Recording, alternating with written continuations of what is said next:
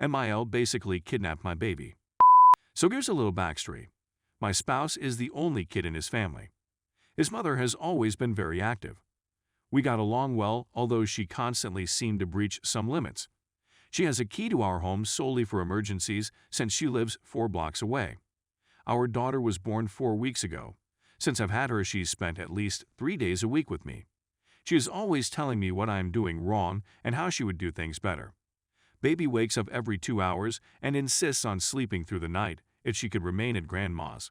I told her I didn't feel safe leaving a breast baby out for the night at 4 weeks. She persisted with the subject last week, no matter how many times I said no. We placed the baby in her crib last night. We quit room sharing since the baby was so noisy that I couldn't sleep, so my husband has been fetching her when it's time to nurse. Husband slept off, and I nodded off as well.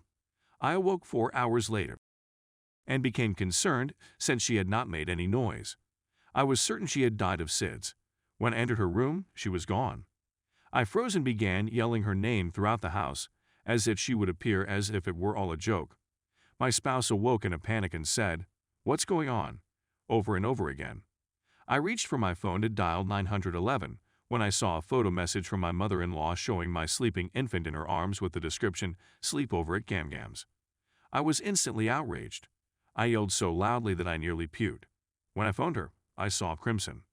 I told her I was going to retrieve the baby and that she would never see her again or contact our family. My husband agreed it would be better if he went to pick her up.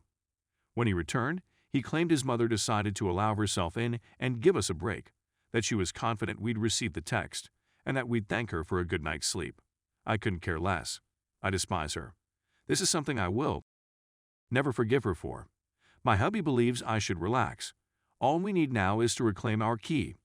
I want to divorce him because of his lack of urgency about the matter. We've never had problems previously, but this seems like a deal breaker to me. I always had PPAs, but it's now skyrocketing. I don't feel secure in my own house, even though I live with my family. I despise my mother-in-law. I despise my hubby. I uncontrollably when I think about what occurred.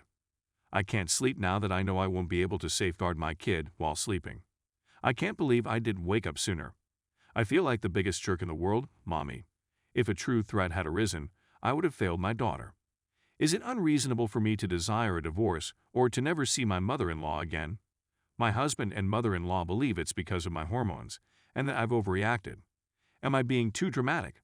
I simply needed to speak about it with others who weren't engaged. For hundreds of kilometers, I have no friends or relatives. Oh, and she also gave her formula when she was pregnant, but that's the least of my concerns. It still irritates me since nursing has been really difficult for us. I simply wanted to provide everyone with a brief update. I didn't answer, but I read every remark, and the encouragement I received meant a lot to me. Reading them made me cry because I finally felt like someone was on my side. I contacted my mother late yesterday night and booked a motel room. I didn't tell my husband where I was going, but I assured him that the baby and I would be safe. My mother is appalled by what I've gone through. She's boarding a plane today to come assist me. This whole incident has pushed me to the point where I need treatment. Therefore, my first item of business today is to get an appointment with a therapist as soon as possible. I decided to go alone for a bit and then go with my spouse to see if we could get beyond this. Right now, I still don't want to, but I also see that I'm not in a position to make life-changing choices. In any case, I will never return to that home. I'm not sure what my plan is beyond the next few days, so I'm just going to take it day by day for the time being. In terms of my MIL, I'm heading to the police station today to find out how to seek a restraining order. Her and my spouse are often stating that she was unharmed. She was never in danger. I don't agree. My mother-in-law is definitely not psychologically competent of caring for a kid. Who knows what else she would do if she believed she was the only one who knew what was best. Thank you very much to everyone. I can't tell you how much encouragement I've received from strangers on the internet. Story 2. My partner cheated last night and says he disassociated. Following this, we chatted, and I expressed unequivocally that I'm not good with him sleeping with someone on his own. I'd assumed that would be, but when it came to the actual deed, I couldn't. It hurt more than words could ever express. He nodded and said that he was only thinking with his man flesh and would not do it again. We continued to communicate with the lady in issue as casual pals and so forth. He came in again last night after getting off the phone with her. The kids aren't even in bed yet. She wants to come hang out since she hasn't had a good day and could use some time to relax. That's fair, we get along really well. The intention was to break out some of the numerous games we have, like Cards Against Humanity, but they more open up communication between individuals, and it would be just that, no hilarious games and so on, since this is literally the first time we've met. When she arrived, it was about 9 p.m. We began conversing, and after a time, still thinking about the polyamorous relationship thing, I figured it's only fair that I tell her my past, trauma, mental health difficulties, and so on, so she can decide if it's too much to go further. It's past midnight, and I'm exhausted and ready to sleep. When my companion went to the restroom, I informed her about it. Ignored. I stated it a few times. I recall at least 5. Every time I nodded asleep, she would shake me, poke me, or, at one point, virtually lie on top of me, saying, "Wake up. No sleeping." But then adding, "But I realize you have kids and are surely wrecked." What? I eventually pretend to be sleeping after being ignored for so long. It's 3 a.m. at this point. Finally, she asks if my partner can send her home. No problem, it's a 15-minute drive away, and there's no traffic that early in the morning. Distinguished guests and gentlemen, I remained up till he arrived home at 5 a.m. I query as to what had taken so long, believing that they had just recently began their talk and that time had simply slipped away from him. This happens often when we visit his family in their home. But no, Lord, that is not the case. When this guy looks at me, ladies and gentlemen, he tells me I made a mistake. I had intercourse with her at one point in my life. My body felt like it wasn't even there.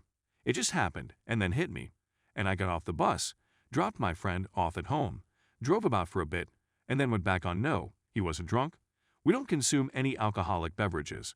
We had unprotected impetuous in the backseat of our automobile.